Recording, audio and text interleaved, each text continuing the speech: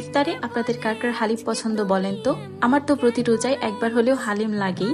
Hello সবাইকে, আশা করি সবাই অনেক ভালো আছেন। আলহামদুলিল্লাহ আমি অনেক ভালো আছি। আগে বলে নিই, এটা হচ্ছে গত 2 দিন আগের ভিডিও। ওই দিন ইফতারে আমি রান্না করেছিলাম হালিম। আর হালিম রান্না করার জন্য আমার রাঁধুনি হালিম মিক্সটাকে বেস্ট মনে হয়। রান্নার জন্য হালিম মিক্সের যে ডালটা ছিল ওটাকে আমি গরম পানিতে একটু ভিজিয়ে নিয়েছি।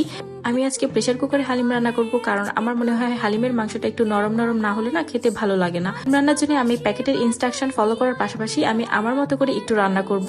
এখানে আমি প্রথমে অনেকগুলো পেঁয়াজ ভেজে নিব, কিছুটা বেরেস্তার জন্য উঠিয়ে রেখে বাকি পেঁয়াজে আমি আদা রসুন বাটা, একটু হলুদ গুঁড়া, মরিচ গুঁড়া, জিরা গুঁড়া দিয়ে ভালো করে একটু কষিয়ে এর মধ্যে আমি মাংসগুলো দিয়ে নিব। মাংসটা কিছুক্ষণ কষিয়ে আমি পরিমাণ মতো পানি দিয়ে ঢাকনা দিয়ে ঢেকে নিব।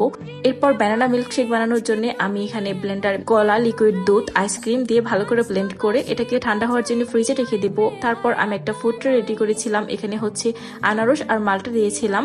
আর এই তো দেখেন আমার হালিমের মাংসটা একদম পারফেক্ট ভাবে সিদ্ধ হয়ে গিয়েছে।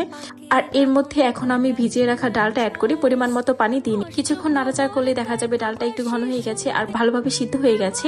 তখন আমি এটাকে বাটিতে সার্ভ করে নিয়েছি। আর আগে আমি শসা, কাঁচামরিচ, লেবু, আদা সবকিছু কেটে রেখেছিলাম, এখন তা দিয়ে একটু গার্নিশ করে নিয়েছি। আর এই ছিল আমার ওই দিনের ইফতার আয়োজন। Thanks for watching, by.